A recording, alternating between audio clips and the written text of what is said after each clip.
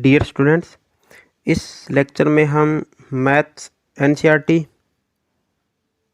और जो class 10th है उसका चैप्टर नंबर 4 यानी कि क्वाड्रेटिक इक्वेशन, हिंदी में लिखें तो द्विघात समीकरण, इसकी जो एक्सरसाइज है 4.2 उसको हम इस लेक्चर में स्टार्ट करेंगे।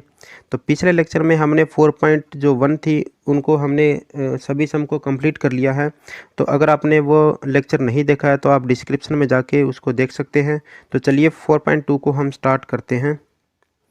इसका फर्स्ट सम है find the roots of the following quadratic equation by factorization. हमें क्या करना है, रूट निकालने हैं यानी कि मूल निकालने हैं द्विघात समीकरण के यानी कि क्वाड्रेटिक इक्वेशन के। कौन सा मेथड लगाना है हमें, फैक्टराइजेशन, हिंदी में गुणनखंड विधि से। तो चलिए इसको हम सॉल्व करते हैं फर्स्ट सम को।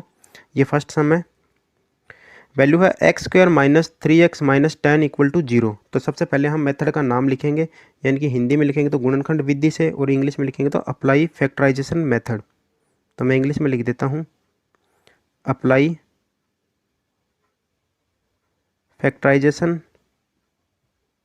हिंदी वाले लिखेंगे गुणनखंड विधि से मेथड।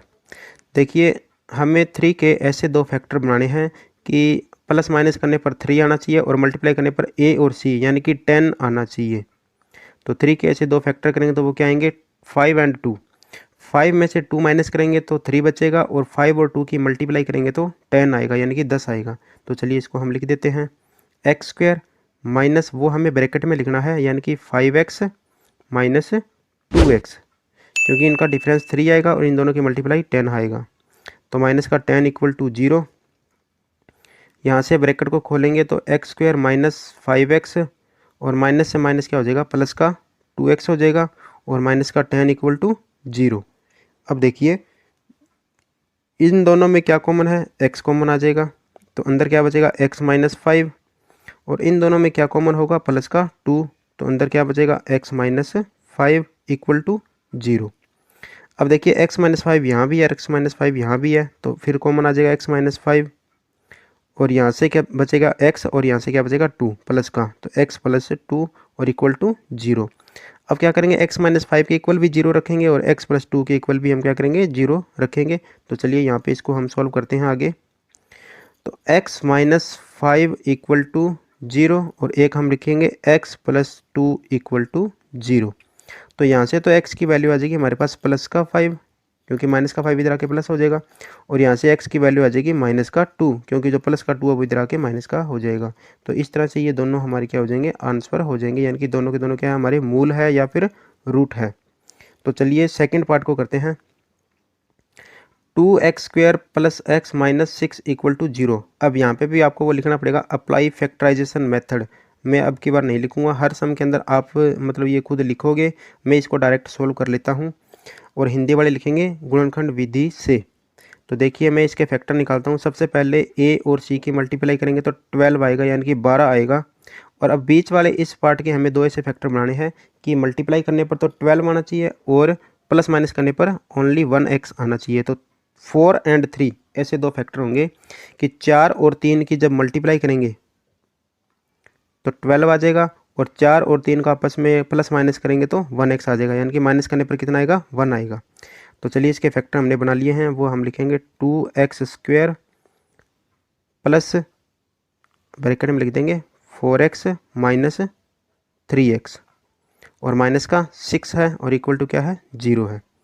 तो यहाँ से 2x² वापस वही लिखेंगे। अब ब्रैकेट को खोलेंगे तो ये सेम ही आ जाएगा क्योंकि बाहर प्लस का है साइन, तो सेम टू सेम वैल्यू लिख देंगे हम इक्वल टू 0। अब देखिए इन दोनों वैल्यूज में जो कॉमन है वो है 2x, तो 2x हम यहाँ पे कॉमन निकाल देंगे। यहाँ पे क्या बचेगा, x बचेगा और प्लस का यहाँ पे क्या बचेगा, 2 बचेगा। इन दोनों में क्या कॉमन होगा, माइनस का 3, तो यहाँ पे तो x बचेगा। अब ये माइनस बाहर आ गया इसका, तो यहाँ पे प्लस रह जाएगा और प्लस का 2 आ जाएगा, 3 2 जा 6 और इक्वल टू 0। अब देखिए x प्लस 2 यहाँ पे फिर कॉमन आ जाएगा इन दोनों में, तो x प्लस 2 हमने बाहर निकाल दिया। यहाँ पे 2x है और यहाँ पे 3 है माइनस का, तो 2x माइनस का 3 बचेगा और इक्वल टू 0। अब देखिए हम क्या करेंगे, एक बार तो x प्लस 2 के सामने 0 रखेंगे और एक बार 2x माइनस 3 के सामने 0 रखेंगे। तो चलिए हम दोनों को रख लेते हैं, x प्लस 2 इक्वल टू 0 और यहाँ से है 2x माइनस 3 इक्वल टू 0। तो यहाँ से तो x की वैल्यू आ जाएगी -2 और यहाँ से x की वैल्यू देखिए क्या आएगी 2x इक्वल टू क्या आ जाएगा माइनस वाला इधर आके क्या हो जाएगा +3 हो जाएगा। तो हम यहाँ पे +3 लिख देंगे और x इक्वल टू कितना आ जाएगा 3/2। तो ये हमारा क्या हो जाएगा आंसर हो जाएगा और इधर ये आंसर हो जाएगा। तो ये दोनों हमारे क्या हो जाएंगे रूट्स हो जाएंगे यानी कि मूल हो जाएंगे। तो चलिए थर्ड पार्ट के ऊपर चलते हैं। √2x² + 7x और +5√2 इक्वल टू 0। देखिए पहले a और c की मल्टीप्लाई करेंगे। पहले यहाँ पे लिखना पड़ेगा अप्लाई फैक्टराइजेशन मेथड या फिर गुणनखंड विधि से, फिर उसके बाद में हम करेंगे ये। तो देखिए √2 और 5√2 की मल्टीप्लाई करेंगे यानी कि √2 और 5√2 की मल्टीप्लाई करेंगे तो √2 और √2 तो क्या हो जाएगा पूरा यानी कि 2 बन जाएगा, ये कंप्लीट 2 हो जाएगा। और फिर 5 से मल्टीप्लाई करेंगे तो ये हो जाएगा 10, यानी कि मल्टीप्लाई करने पर कितना आना चाहिए 10 आना चाहिए। और सम या सब्ट्रैक्शन यानी कि प्लस माइनस करने पर कितना आना चाहिए 7 आना चाहिए, यानी कि 7 आना चाहिए। तो इसके फैक्टर क्या बनेंगे 5 और 2 बनेंगे। 5 और 2 का सम 7 होता है और 5 और 2 की मल्टीप्लाई कितनी होती है 10 ही होगी, जो कि यहाँ पे है। तो चलिए इसको हम सॉल्व कर देते हैं। √2x² प्लस का 5x और प्लस का 2x, क्योंकि दोनों प्लस के लिखेंगे तभी प्लस का 7 आएगा और दोनों की मल्टीप्लाई करेंगे तो भी प्लस का ही क्या आ जाएगा 10 आ जाएगा। तो प्लस का ये हम जो वैल्यू है वही लिख देंगे यहाँ पे इक्वल टू 0। अब देखिए इन दोनों में क्या कॉमन है, एक तो ओनली x कॉमन है और बाकी कोई भी कॉमन नहीं है। तो हम ओनली x को कॉमन निकालेंगे और अंदर क्या बचेगा √2x बचेगा और प्लस का 5 बचेगा। और यहाँ पे दोनों में क्या कॉमन है x तो कॉमन है नहीं है, इसमें भी √2 है और इसमें भी √2 है, क्योंकि 2 को हम क्या लिख सकते हैं √2 मल्टीप्लाई में √2। आप इस 2 को ये समझ लीजिए √2 मल्टीप्लाई √2 है। तो यहाँ पे √2 है ना इस 2 के अंदर और यहाँ भी √2 है। तो हम क्या करेंगे प्लस का √2 क्या करेंगे कॉमन निकाल देंगे और यहाँ पे क्या बचेगा √2x बचेगा और प्लस का 5 बचेगा और इक्वल टू क्या होगा 0। अब देखिए ये वाली वैल्यू फिर कॉमन आ जाएगी दोनों में, तो वो हम दोबारा कॉमन निकाल देते हैं। √2x + 5 फिर कॉमन आ जाएगा और यहाँ पे क्या बचेगा x और यहाँ पे प्लस का √2, तो x + √2 और इक्वल टू 0। अब हम क्या करेंगे दोनों वैल्यूज को लेके चलेंगे, एक बार इसके सामने 0 रखेंगे और एक बार इसके सामने 0 रखेंगे। तो यहाँ से हम लिखेंगे √2x + 5 इक्वल टू 0 और यहाँ से x + √2 इक्वल टू 0। तो यहाँ से अगर हम सॉल्व करेंगे तो √2x इक्वल टू क्या आएगा -5, तो x इक्वल टू कितना आ जाएगा -5 डिवाइड में √2। तो ये हमारा आंसर आ जाएगा फर्स्ट वाला, रूट आ जाएगा यानी कि मूल आ जाएगा। और इधर से हम क्या निकालेंगे x इक्वल टू ये इधर आके क्या हो जाएगा -√2। तो ये दोनों के दोनों हमारे रूट या फिर मूल आ चुके हैं। तो चलिए हमारा थर्ड पार्ट पे है जो कि कंप्लीट हो चुका है। अगले पार्ट पे चलते हैं। यहाँ पे देखिए वैल्यू है 2x² - x और +1/8। अब हमें पहले इस डिनोमिनेटर की जो वैल्यू है यानी कि हर की जो वैल्यू है उसको हटाना पड़ेगा। तो ये कैसे हटेगा, ये हटेगा 8 से मल्टीप्लाई करने पर। तो हम क्या करेंगे इस पूरी इक्वेशन को 8 से गुणा कर देंगे यानी कि मल्टीप्लाई कर देंगे। तो यहाँ पे लिखना पड़ेगा मल्टीप्लाई बाय 8 और इंग्लिश हिंदी में लिखेंगे तो 8 से गुणा करने पर मल्टीप्लाई बाई 8 और हिंदी में लिखेंगे 8 से गुणा करने पर। तो ये क्या हो जाएगा 8 से गुणा करेंगे तो ये हो जाएगा 16x² यानी कि 16x² और ये हो जाएगा -8x और ये हो जाएगा +1 क्योंकि 8 कट जाएगा 8 से और इक्वल टू क्या आएगा 0। हम फैक्टराइजेशन मेथड का यूज़ कर रहे हैं हिंदी में और गुणनखंड विधि, तो वो यहाँ पे हम लिखेंगे ज़रूर। तो मैं इसको डायरेक्ट कर रहा हूँ, जो मतलब अगर हम रियल में देखेंगे तो यहाँ पे लिखना पड़ेगा, तो वो आप लिख लोगे। तो चलिए हम इसको सॉल्व कर लेते हैं। देखिए a और c की मल्टीप्लाई अगर हम करेंगे तो कितना आएगा 16 आएगा। अब हमें 16 यानी कि लेके आना है मल्टीप्लाई करने पर और 8 के ऐसे दो फैक्टर बना दो कि उनका प्लस या माइनस करने पर कितना आना चाहिए 8 आना चाहिए और मल्टीप्लाई करने पर कितना आना चाहिए 16 आना चाहिए। तो 4 और 4 कितने होते हैं 8 होते हैं और 4 और 4 की मल्टीप्लाई करेंगे तो 16 आ जाएगा। तो इसके फैक्टर बन जाएंगे 4 और 4 यानी कि 16x² माइनस ब्रैकेट में हम क्या लिखेंगे 4x और प्लस का 4x, यानी कि 4 और 4 कितने होते हैं, 8 होते हैं, और 4 और 4 की मल्टीप्लाई कितनी होती है, 16 होती है, 16 होती है, और प्लस का 1 है ही है, और इक्वल टू क्या है, 0 है। तो चलिए इसको हम ओपन करते हैं ब्रैकेट को। तो 16x² माइनस से अंदर वाले साइन चेंज हो जाएंगे, तो माइनस का 4x और माइनस का 4x और प्लस का 1 इक्वल टू 0।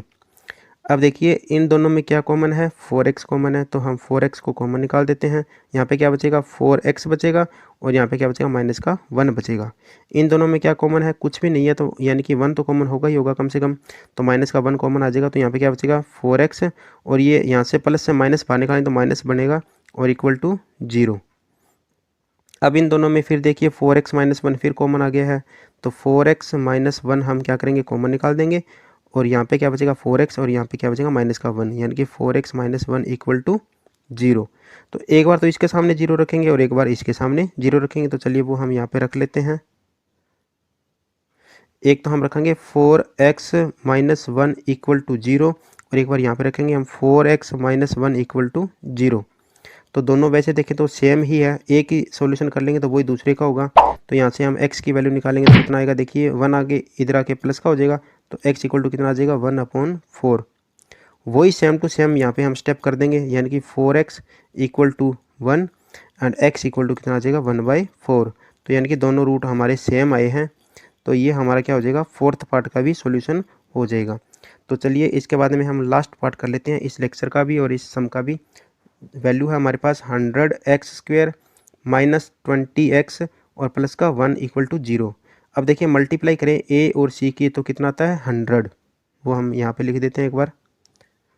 और 20 के ऐसे फैक्टर बना दो कि उनका प्लस या माइनस करने पर 20 ही आना चाहिए, यानी कि 20 आना चाहिए, और मल्टीप्लाई करने पर कितना आना चाहिए, 100 यानी कि 100 आना चाहिए। तो 10 और 10 कितने होते हैं, 20 हो जाएंगे, यानी कि 10 + 10 20, और 10 और 10 की मल्टीप्लाई करेंगे तो 100 आ जाएगा। पहले हम यहाँ पे फैक्टराइजेशन मेथड का यूज लिख देंगे और हिंदी में गुणनखंड विधि से। तो चलिए उसके बाद में हम करते हैं 100x² माइनस ब्रैकेट में हम लिख देंगे 10x और प्लस का 10x प्लस का 1 इक्वल टू 0। अब यहाँ पे देखिए 100x का तो 100x² ही रहेगा, और ये ब्रैकेट हटाएंगे तो ये साइन बदल जाएगा, माइनस का 10x और माइनस का 10x और प्लस का 1 इक्वल टू 0। अब यहाँ पे देखिए इन दोनों में क्या कॉमन होगा, 10x कॉमन हो जाएगा, तो 10x हम क्या करेंगे, कॉमन निकाल देंगे, और यहाँ पे क्या बचेगा, 10x बचेगा और माइनस का 1 बचेगा, और इधर भी क्या होगा, माइनस का 1 कॉमन आएगा ओनली, तो यहाँ पे 10x हो जाएगा, क्योंकि माइनस तो बाहर आ गया तो प्लस का बचेगा, इसका भी माइनस बाहर निकालेंगे तो ये माइनस हो जाएगा, और 1 इक्वल टू 0। अब यहाँ पे देखिए 10x माइनस 1 फिर कॉमन आ जाएगा, यहाँ पे 10x और यहाँ पे माइनस का 1, तो 10x माइनस 1 इक्वल टू 0। अब हम क्या करेंगे, दोनों को अलग अलग कर लेंगे, वही सेम है, तो हम यहाँ पे कर लेते हैं इसको साइड में। 10x माइनस 1 इक्वल टू 0 और यहाँ से भी 10x माइनस 1 इक्वल टू 0। तो यहाँ से हम x की वैल्यू निकालेंगे तो देखिए कैसे आएगी, जो 1 है वो सामने जाके प्लस का हो जाएगा, तो x इक्वल टू कितना आ जाएगा, 1/10 हो जाएगा। तो ये हमारा सॉल्यूशन है। और इसी तरह यही सेम स्टेप यहाँ पे होगा, 10x इक्वल टू 1 और x इक्वल टू क्या आ जाएगा, 1/10। तो इस तरह से हमने इन सभी यानी कि पार्ट्स को सॉल्व कर लिया है। ये दोनों हमारे क्या आ जाएंगे यहाँ पे, यानी कि रूट्स आ जाएंगे या फिर मूल आ जाएंगे। तो चलिए आज का लेक्चर हम यहीं पे एंड करते हैं। Thank you.